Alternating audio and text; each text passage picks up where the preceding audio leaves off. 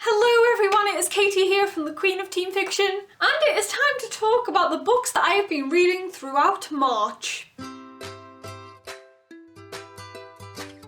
So I've actually read quite a lot of books this month, more than I intended to, so I'm going to try and move through them quite quickly so that this video does not continue on for several centuries. So the first book that I read is a short story, and it is Kindred Spirits by Rainbow Rowell. Rainbow wrote this for World Book Day, and like I said, it's a very short story, but it is super adorable. This story follows Elena as she is in the queue for Star Wars The Force Awakens. It's such a fun idea for a story. I could definitely relate to Elena a lot. It's just utterly cute, and anything Rainbow Rowell writes is amazing. So I knew that I was going to adore this story before I read it, and I did. I'd highly recommend picking this up because it's only short, it's a quick read, but you won't regret it. The next book that I read this month and haven't shut up talking about for the rest of this month is Lady Midnight by Cassandra Clare. I love this book so much. I really haven't shut up about it because it was just utterly amazing. I had high expectations and this one did not disappoint. I'm not going to go into too much detail about this one because I feel like I've done nothing but talk about it for the past 3 weeks. I spoke more about it in my review, which is up on my channel, so I will leave a link to that in the description if you want to check that out. It's basically half an hour of me just getting emotional about the characters in this book. I want the second book already. Just please hurry up and release the next book. So the third book that I've read this month is The Island by Olivia Levis. This book, I cannot praise this book enough. Honestly, going into it, I did not expect to love it as much as I did, but it's become one of my favourites so far this year. The Island is about teenager Frances. She is in trouble for committing a crime, so she is sent to India with a bunch of other teenagers that have also been in trouble with the law. They're supposed to volunteer abroad and help with their behaviour issues. However, whilst they're travelling there, the plane ends up crashing into the ocean and Frances finds herself deserted on an island. Now, looking at the cover for this book, it looks quite cute, and I knew that there was going to be another character trapped on the island with her, so I assumed that this book was going to turn into a romance and actually be quite a cute story. I was so wrong. What I got was the complete opposite of what I thought it would be. This is a hardcore survival story. What I love about this book is that it doesn't romanticize being trapped on a desert island whatsoever, because there are lots of stories that are set on desert islands, not just books, I'm talking about TV and film as well. And it always gets romanticised, especially when it's aimed at teenagers. These stories normally make you want to be trapped on an island. Not this one. It tells it like it is. It does not shy away from how horrific that situation would actually be. And yes, there is a boy on the island, and where I expected to be romance, I was completely wrong. Not a romance story. This relationship does not turn romantic. It's amazing.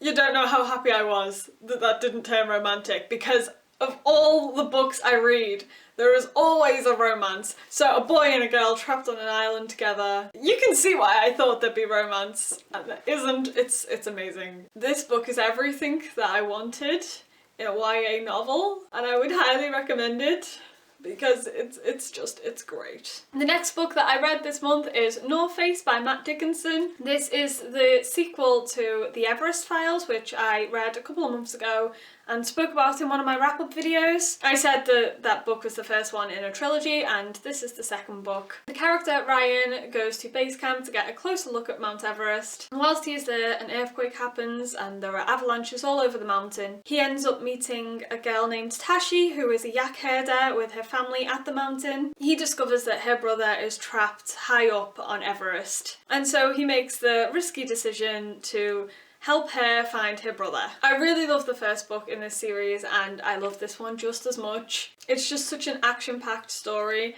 and like I said about the first book, I love that Mount Everest is the setting for this series because it's something that I've not come across before. And the storytelling in this is just so fantastic, especially when it focuses on Tashi, because she and her family are Tibetan, and it shows the struggle that the Tibetan people have to face from Chinese soldiers who are trying to prevent them from living their life the way they always have done. So not only is it a fantastic story, but it also raises awareness for very real issues as well. So yeah, I love everything about this story. I enjoy getting to know more about Ryan as well, and I can't wait to see where his journey takes him in the next book. So the next book that I read this month is I'll Give You the Sun by Jandy Nelson. I have had this book on my shelf for almost a year now. I bought it last spring when it first came out here in the UK, but because I've always got so many other books to read, I ended up focusing on the ones that I'd been given to review, and this ended up in that pile of books that I've bought and then don't get around to reading. I read The Sky Is Everywhere by Jandy last year and I ended up really adoring it, and so I kept meaning to pick this one up and finally read it. Recently, my local Waterstones held an event in which Jandy was one of the authors that was speaking, so that encouraged me to finally get this read before the event, and oh my god, I am just kicking myself for not dropping everything when I bought this book and reading it straight away, because it is utterly gorgeous. This story is about twins Jude and Noah. Their mother ends up in an accident and tragically passes away, and so this story shows how that has torn them apart and how it has changed them as well. What's really fascinating about this story is that it follows Jude in present day when she is 16 years old, but it shows Noah's story back when he is 13, before his mother had the accident and leading up to it. So you're getting to see the story from two different time periods. So I really enjoyed that. I thought it was a very interesting way to tell the story. These characters are just fantastic. They're both very talented artists, so the book itself is basically like a work of art. The edition that I've got has little paint splatters on the pages, and it has really gorgeous pages like this in it as well. So it was a treat to read visually, but everything about this book that I loved. The bond between the characters, the relationships within this story. Sometimes I can find relationships in contemporary YA to be quite repetitive, but the ones in this were just utterly refreshing. Particularly the story between Noah and Brian, because it's as heartbreaking as it is heartwarming. And so I really enjoyed getting to read that. It was such a good book. I was so glad that I got the chance to meet Jandy and that she signed my book and she signed The Sky Is Everywhere for me as well. She is such an amazing writer. The next book that I read is Beautiful Broken Things by Sarah Bernard. I've been meaning to read this one for a couple of months now because I've seen so many other bloggers go crazy for this book, and I knew going into it that it was a story about female friendship. And that made me really excited because there definitely aren't enough YA books that solely focus on friendship. So to read this that was just about friendship dynamic and not about romance was so refreshing. And it just made me want more books that focus on that. So this story follows Caddy. She's best friends with a girl named Rosie and they've been friends for absolute years. And then suddenly a new girl, Suzanne, turns up at Rosie's school. And at first, Caddy is quite jealous because Suzanne and Rosie seem to be getting on quite well.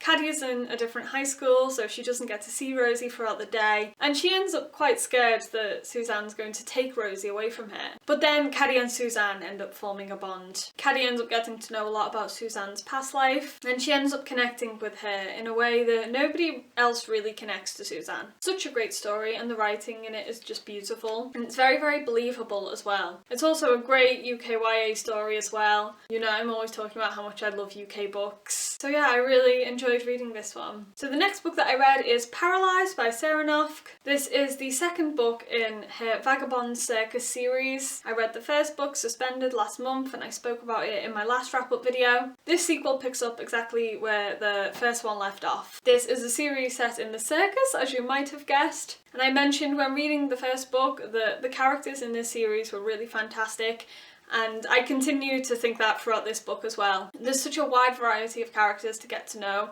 and each of them are so interesting, and I think that's what makes this series so good. In this second book, the circus are trying to pick up the pieces after the tragic events that occurred at the end of the first book. Whilst all that's going on in the circus, Finley and Zuma have to track down Jack, who has left the circus to go to the villain's compound.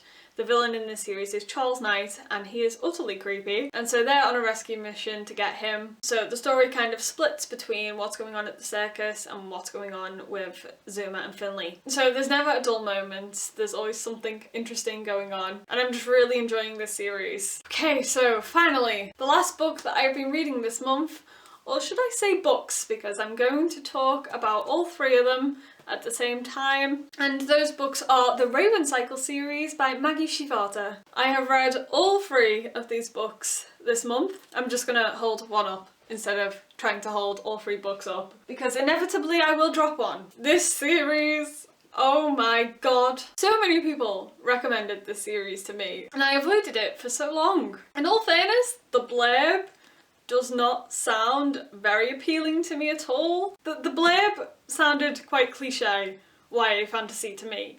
Reading it, I thought, it's another YA romance. And so I never picked up the books. But then over the past few months, lots of people have been talking about this series and talking about it to me, and so it made me want to read them a little bit more. Finally, this month I decided to pick up the Raven Boys from my library. I wish I hadn't been so stubborn when I first heard about this book a couple of years ago. I wish I'd just read it then, because it was so amazing. I honestly thought that I wasn't going to like it as much as everybody was telling me I would, and then, yeah, I became trash for this series. Every single character in these books is fantastic. What I love about them is that they all have flaws, and I'm a sucker for flawed characters that are well written, and you're sucked into their story and they make mistakes and you hate the mistakes they make, but you can't help but love the character. I've just jumped straight into talking about how much I love the characters instead of giving you a summary of the plot, because the plot is quite confusing to condense down into a little summary,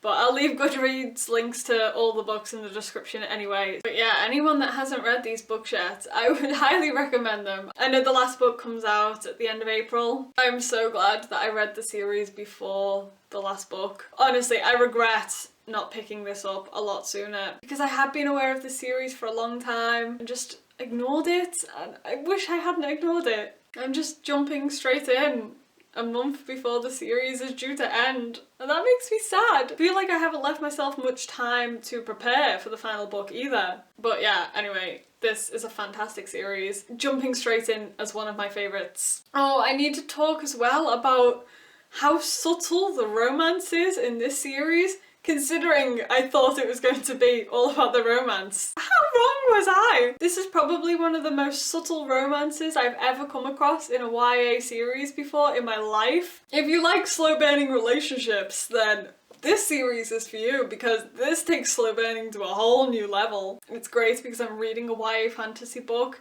and there isn't pages and pages of kissing, because even some of the best series out there, the kissing scenes can go on for too long, and there's too many of them, and you get bored. Like, I like you together, but just focus on the plot, please. This book, you're begging these characters to kiss, because it's just...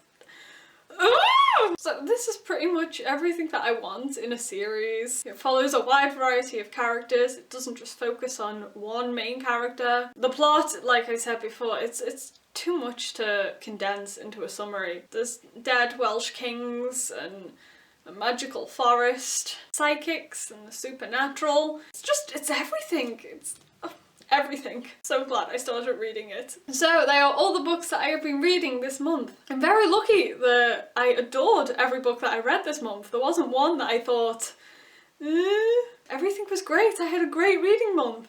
Please let me know what you've been reading throughout March in the comments. Also, what do you plan to read over April? Also, last month on my channel I had a giveaway to celebrate my 1 year of BookTube. The giveaway is over now and the winner has been contacted, but thank you to everyone who entered my first ever giveaway on my channel. Hopefully I'll have more of them in the future. Fingers crossed. Thank you guys so much for watching. I will see you next time. Bye!